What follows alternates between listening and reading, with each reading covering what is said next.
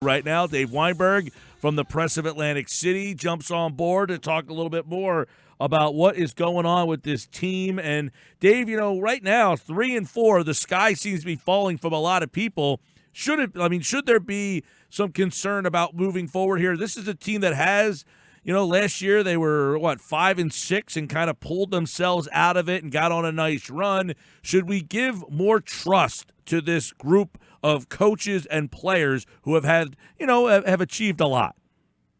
Yeah, I would give them I'm going to give them the benefit of the doubt. I mean, admittedly, it's not looking real good right now, as everybody knows. But Doug has shown the ability to pull this team out of the doldrums when he needs to. Like you mentioned, he did it last year, and I'm just going to give him I'm going to give him and the coaches the benefit of the doubt that they can right this ship and pull it together. I mean, it remains to be seen if they can do it, but I think once they get, or if they get their injured players back, specifically Deshaun Jackson, then I think everything will be okay in Eagles land. Yeah, I want to ask you, Dave, because you've been around this team for a long, long time, and you've seen a lot of coaches. How would you kind of rate the job that Doug has done with this year's team?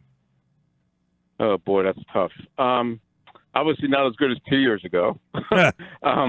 But he just strikes me. He's been around this game for a long time, both as a player and as an assistant coach, and now as a head coach. I think he knows what it takes to turn a team around. Like I said, he's been on both sides as a player, assistant, and coach. So I don't know that he's done the best job this year. I mean, obviously he hasn't when you're 3-4, but I give him like a, I don't know, B minus.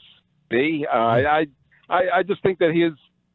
I kind of fault more of. I don't put more fault, but at least like 55% of the blame on the defense, which he really has not much to do with. So, but as a team as a whole, it's very important for him to rally the troops here to make sure that they know that the season's not over, and I'm sure they do, but just to reemphasize that the season's not over. We still have a shot at this. We're only one game out of first place, like he's often mentioned. So, if he can do that, and I think he can, then I think everything will be okay.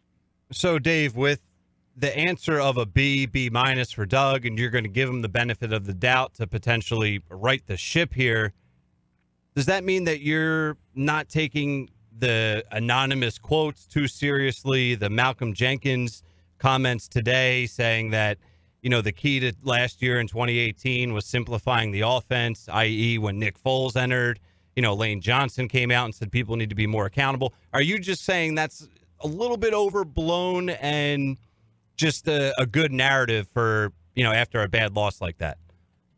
Yeah, I mean, when everybody says everything's always hunky dory when you're winning, and when you're losing, people are going to point fingers and make accusations, and I kind of discount the anonymous quote kind of thing. I just don't place a whole lot of stock in that. I never have. When you have 53 players on the team, not all 53 are going to get along, and if something's not going right for one player, naturally he's going to lash out. I guess I thought it was a little cowardly of whoever it was. Yep. To do it anonymously, but that's kind of the way they are. I'm a little more concerned about the accountability factor. That's never really been a problem under Doug, and I don't know if people think that they can. I would tend to believe that maybe it's people that aren't used to playing for him, that maybe they think they can get away with stuff that maybe they got away with on other teams. So. That concerns me a little bit, but I have a feeling between him and the players committee that he has, I think they'll be able to calm everything down, make sure that people, are more accountable for their actions. You have to look in the mirror first, of course, as a player, and hopefully they'll do that going forward. All right, so Gil asked you for a grade on Doug Pederson. I'm going to ask you for a grade on Carson Wentz, and just one thing I'd like to add is, I thought his play for the most part this season has been good. I mean, some of the criticisms and the knocks on him, I think, are a little bit out of line. If you're referring to just Sunday, I think it's a little bit more fair. But how do you assess him as a leader? Because we talked about it yesterday a little bit. Just, is Carson losing this locker room? Are there guys that are behind Carson's back like, what's this dude doing? How is he acting? Why is he saying things the way he's saying? Like, do you feel any of that, or how do you assess him so far? As a player, very good. as a leader, not so much. I don't know why that is. Because I've heard people talking about how he's kind of disconnected from the team, in some areas. Not one of those buddy kind of guys that have pals around with everybody. But I got a feeling that Tom Brady really doesn't pal around with too many guys. Aaron Rodgers the same way, and Russell Wilson maybe even, I don't know, but they don't seem to have any trouble with this. I don't know if it's because he hasn't played like a full season. He doesn't have that cachet of winning playoff games, of winning Super Bowls, that maybe the players are just kind of taking a more, well, what have you done yet? So why are you telling me what I have to do when you haven't done it? So I think the longer he goes on, if he's able to lead this team into the playoffs this year and, win a game or two, maybe, I think that will go a long way towards establishing his leadership role. Right now, it seems to be a little tenuous, though. Talking with Dave Weinberg, Press of Atlantic City. Eagles, obviously, tough loss there. Where do you, if they were to make a deal, add a player, do something, number one, would you advocate that? Or would you say, no, this team needs to hold on to its picks and build and get younger because this team is a little older? And two, if so, where is the biggest hole that they need to fill to help this team if they only fill one? Boy, that's a tough one, Mike. I wouldn't be opposed to a trade, but I'm not giving up any first-round picks. So you were anti-Ramsey? Yes, correct. Yes, I just thought that was too big of a asking price.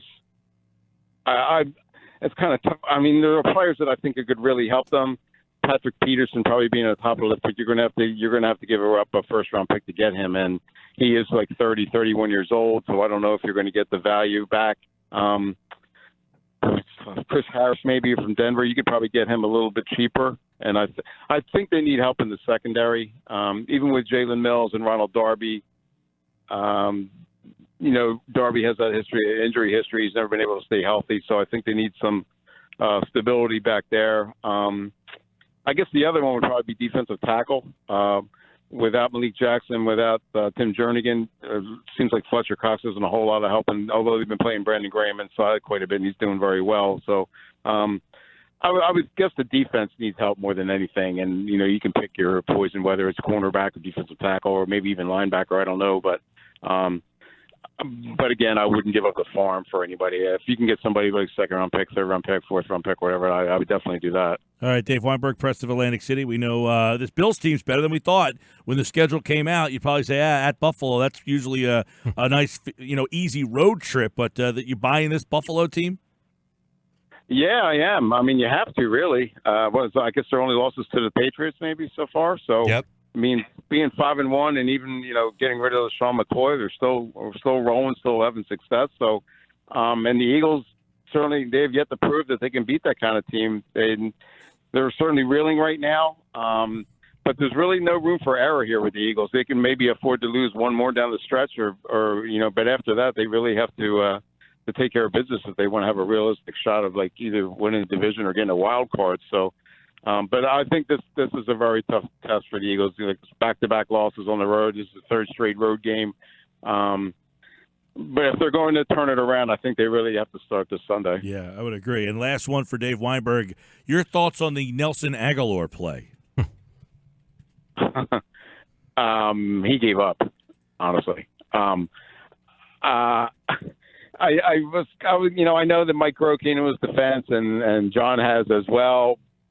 But when you look at like the different replays, I saw another angle, I guess, this afternoon where it's clear that he sees the ball, it seems to me, and just kind of short arms it. And even if you don't see it, why are you pulling your arms back? Yeah. Why aren't you extending your arms? I did see that new overhead. I did see that new overhead angle that looks like the ball hits about a yard from him. So that one is not helpful to his cause, I would say. No, I mean, I'm a Nelson Agholor fan to a point. I mean, I know he's one of the hardest workers on the team, and he had a lot of success 2 years ago. And I'm not getting that. I'm not understanding this narrative about well, He's not a downfield receiver. He can't track the ball. You're in the NFL, for crying out loud. How can you not be able to track a football? Well, everybody isn't strong at every aspect of the game, you know? Yeah, I just don't. I'm with you, though, like Dave. I'm with you. He may not be great at tracking the ball, but at the end of the day, you get behind the defense, make a play.